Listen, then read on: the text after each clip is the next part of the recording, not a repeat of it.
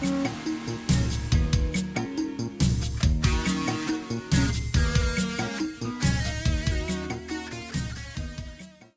everybody, and welcome to Neuroscientists Talk Shop, UTSA's neuroscience research podcast. Today's April 3rd, 2025, and we are talking with Lorena Saelices. That's right. Say it again. Saelices. Saelices. I'm so sorry. Lorena is assistant professor in the Department of Biophysics at the Center for Alzheimer's and Neurodegenerative Diseases at UT Southwestern Medical School.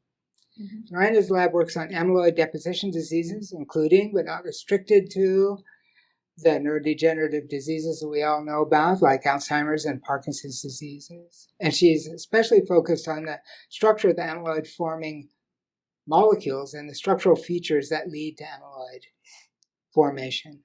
And she uses really powerful biophysical techniques for getting extremely high resolution, three-dimensional information about the native structure of the proteins involved. So hi, Lorena, and thanks for joining us. Hi, thanks for having me. Also with us is Chris Gamblin. Chris is our local amyloid structure enthusiast. Hi, Chris. Hi, how are you doing, Charlie? And I'm your host, Charlie Wilson. So Lorena, neuroscientists are familiar with A-beta and tau amyloid deposits in the brain in Alzheimer's disease, alpha-synuclein deposits in Parkinson's disease, and effort to relate those to the etiology of the disease, the controversies that are associated with all of that stuff, and their roles in the diseases. And I think it is a little less appreciated by neuroscientists that there are lots of other amyloid diseases that affect a lot of other organs, and some of those also affect the brain, but in a less dramatic way. And could you start by just sort of telling us what amyloid is? What amyloid is? What is amyloid? What is amyloid? And tell us about amyloid diseases in a general way. So I would say the definition of amyloid is been quite linked to the clinical side of it. And I think the definition, it's if you talk to pathologists, for example, right, they will tell you, well, amyloid is some accumulation that you see on a stain, like a slide, right?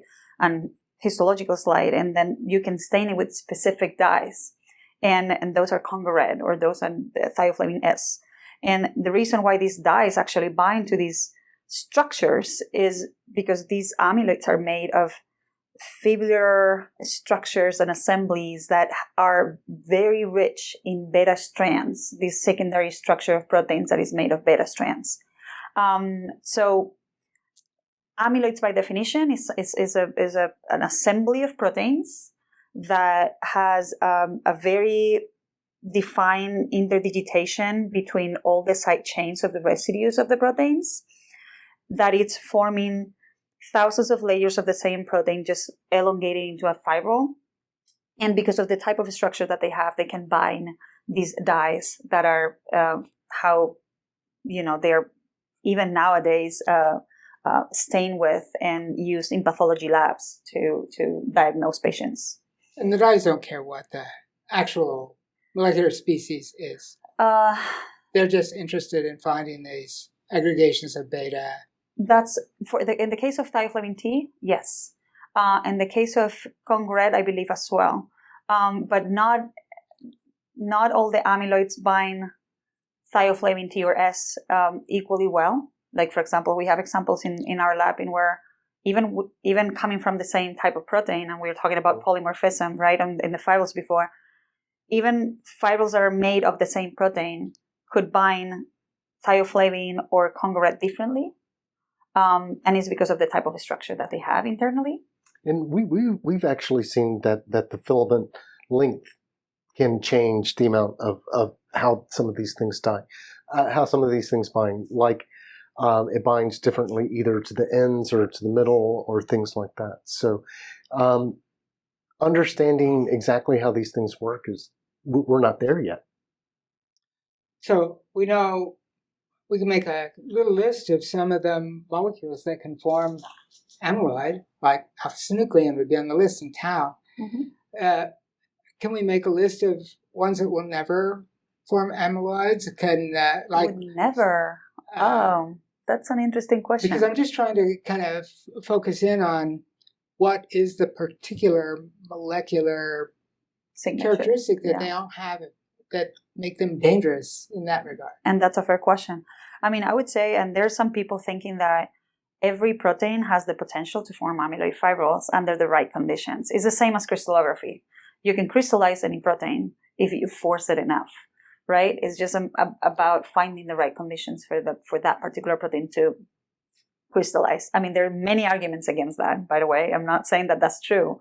But with the amyloid field, I think it's more or less the same. It's like every protein under the best or under the right conditions could form these amyloid fibrils. Now, the reason why they can do that is because there are parts of the proteins that have this tendency to bind to each other. Because these fibrils are made of the same thing repeated over and over and over again. They're binding to each other in a very order way, right? So for the protein to bind to itself, it has to have a part of the protein that likes to bind itself, right? That it has this propensity to, bind with each other. Normally, the evolution is wise, right? And normally, these parts of the proteins are not exposed. They're not exposed to the media. They're not exposed to the outside. So the same type of protein is not going to be able to find itself in that particular region. But there are some proteins that have the kind of the propensity to unfold a little bit now, or because of a mutation, because of some particular, factors that aging-related factors that we don't know, because of lack of quality control in the cell, because it's overwhelmed with other things, because you have an infection that is going on, and the cell is occupied with other things, and now these proteins go out of hand. But this unfolding now leads to the exposure of this segment that can stick to each other. And now if you have enough concentration, then you form these fibrils. So normally to make a list of proteins that are never going to form an amyloid, I don't think we can, because they could, in theory, all do that. Another thing is that these proteins that form amyloids, and what actually differentiates them from the ones that don't, is the number of these regions that can bind to each other.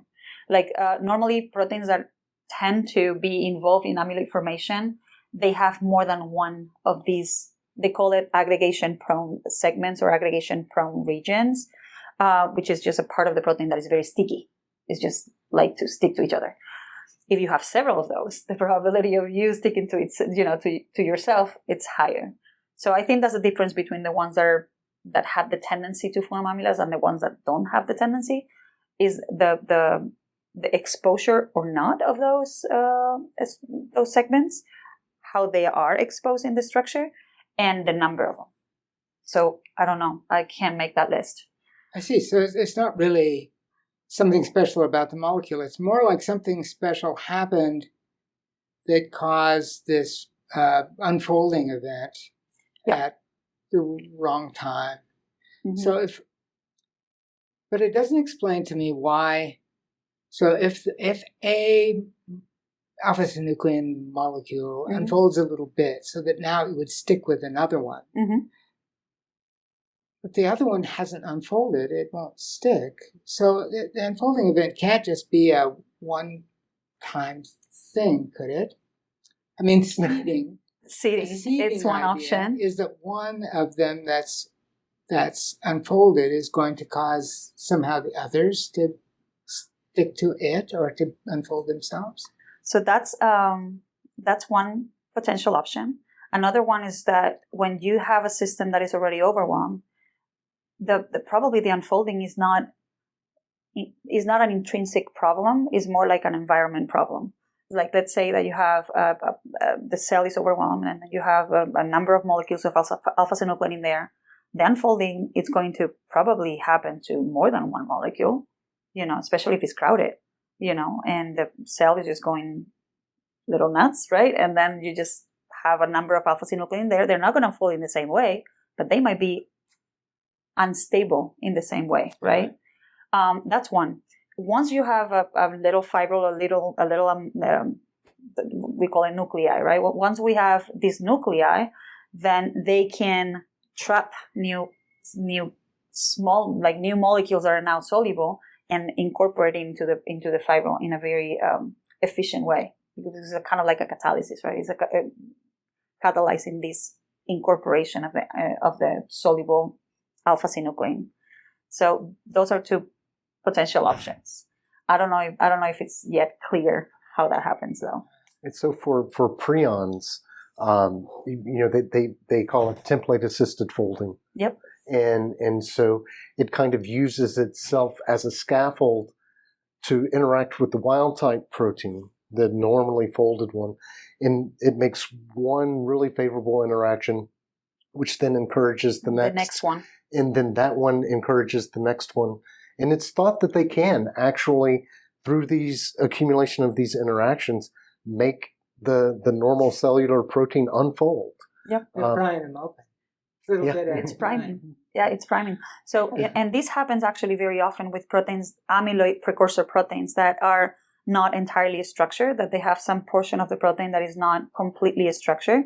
And then that maybe has something that is sticky already. So let's say that you have, and coming back to the sticky places, right? Like these sticky prone regions. If you have 5 of them, right, and normally 4 of them are not exposed, they are forming some structure, but then you have a pathogenic fold in some other molecule, and now that one has the right sticky places outside. As he was saying before, is like you can literally drug, like the first binding event can make the changes in the structure of this one that is fully folded and natively folded to unfold and start aggregating with itself. So it's a templated mechanism. And alpha-synuclein and tau may be potentially kind of more susceptible to this because they have, as far as we know, pretty extended unfolded regions to begin with. That's right. And so they're kind of amorphous, they're flopping around, and so those types of cellular events may be at a lower threshold for some of these proteins. Yeah. And synucleins may, even though I don't think we completely understand what synucleins do, but they may like to interact with one another and kind of helping vesicles fuse and things like that. There's some evidence that tau molecules may like to associate with each other on the surface of the microtubules. And so you're just tweaking the system enough that it goes left instead of right. Yeah. And so there are some things that I think it's easier for them, but everything may have the potential to form amyloid, but maybe not in a biologically useful time frame, because the wild type form is just so difficult to bring apart. By the time that happens, the protein's already been degraded and taken away. So what's the worst thing that they do to cells? I mean, they're some of them are outside the cell. There's some depositions are outside, some are inside the cell. The inside the cell ones are kind of easy to view as bad because they're inside the cell. They're going to tear up the inside of the cell or something, disrupt it. But how about the outside of the cell ones? What do they do? I'm going to let you talk about amyloid beta, but in my case, in the case of systemic amyloid diseases, this is actually easier to understand for the case of transthyretin. So ATTR amyloidosis is caused by the deposition of transthyretin. Transthyretin is in the blood. It's a transporter in the blood. It's secreted in the liver, in the liver, and then it, deposits in different organs. In the heart, which is one of the organs that is most affected, it's a very, very good example of mechanical toxicity. What they call mechanical toxicity is just these fibrils are infiltrating between cells, myocytes, cardiomyocytes, and because of the cardiomyocytes, they need to have certain flexibility. They need to have they are pumping machines, right? If you have something that is quite solid, that is quite rigid, that is not degradable, that it's between the cells, that infiltration by itself causes mechanical interference with the function of the heart. Then eventually that leads to cells not functioning the way that they need, dying, and then creating this creating this very thick walls that are just super stiff, that can't pump anymore. That's for the case of the heart. Also, another option is that the cells need to talk to each other, right? And when you have something in between that is just covering all the extracellular matrix, now they can't talk to each other as efficiently, and then that can interfere with the function of the cell. In the case of the brain, I don't know if you want to talk about amyloid beta, but there is another hypothesis that it's the toxic oligomer hypothesis, in where not the fibril itself, not the big plaque itself, but rather small pieces of it that many studies have shown that if you add those to culture, right, like culture cells, they are toxic to cells, right? The cells end up dying. How that happens, there are many ways that people have talked about and have proposed. One of them is just creating membrane disruption, that, like disrupting the membranes. Another one is more like receptor-mediated toxicity, and where you just have some receptors binding to the oligomers, and then you have a cascade that end up being toxic to the cells. So there's a number of options. I would say that the presence of an amyloid plaque in between your neurons doesn't sound like a fun thing to have in the brain anyway. So the mechanism is yet to be. The brain is just packed with stuff. I mean, it's really no space for anything. So in between the neurons, and so something grows in between the neurons. It pushes, yeah. And in the oligomeric form, the idea is, the interior of these things are pretty hydrophobic, and so around the outside they're more polar. Which, if you wanted to design something to mess up a membrane, that's kind of what it would look like. Yeah. And so even when they're outside the cell, so there's evidence to suggest that they don't have that hard of a time getting inside the cell. Uh-huh. Yeah. And once they're there are lots of membranes that they can mess with. Mitochondria is a big one. And as soon as you do that, you release reactive oxygen species, lots of oxidative stress, which can then go attack, DNA, carbohydrates, lipids, everything. And so things just kind of start going crazy.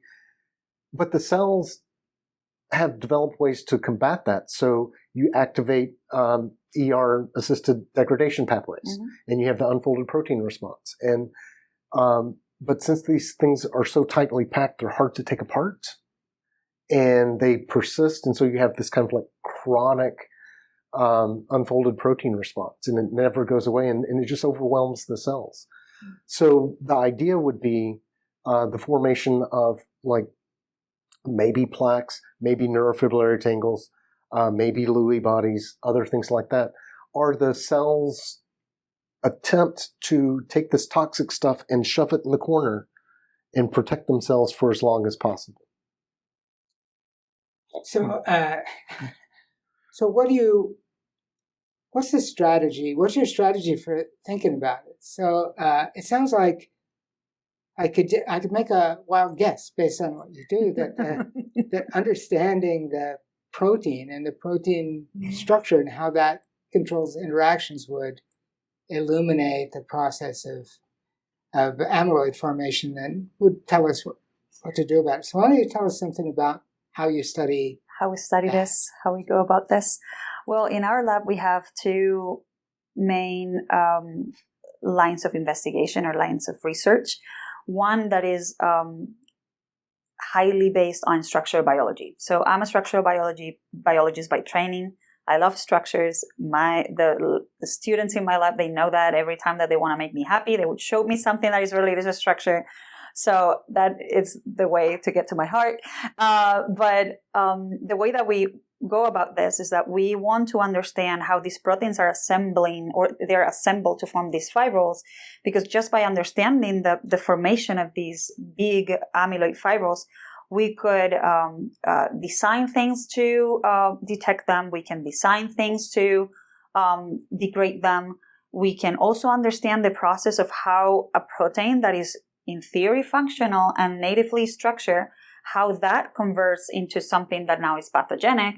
Now we can play with that just to see whether we can understand how these structures interact with the cells and stuff like that. So the atomic information or the structural information that we get from these amyloids is highly impactful and highly informative. So to get the structure of these fibrils, to get this information from these fibrils, we use two things. One is we in our lab we base our research on samples from patients, and this is something that I think it's quite important to us, and we also have access to those. So that's also something that happens to be like that. The second thing that we use is a very big microscope that is called cryo-electron microscope, and it use vitrified samples to get images of the fibrils that we extract from patients. So we extract the fibrils from patients. We just have organs from autopsies or explanted organs from liver transplantations, heart transplantations. We get those fibrils, we put them on a grid, we send them to the microscope, and then we collect thousands of images. And then with those thousands of images, we can process the data and get the 3D reconstruction of how the fibrils look like at atomic resolution or near atomic resolution, right? Now, the second big line of investigation that we have in the lab is that now we translate that information into clinical tools. And one of the things that we've done in the past few years is to develop detection tools for amyloid fibrils. And we have found that these proteins can actually aggregate in the blood before even they infiltrate into the organs. And with these detectors of fibrils that are structure-based, we can use them for detecting these aggregates that are in circulation. And that's, it's a great invention and a great technology to study biology of the disease as well.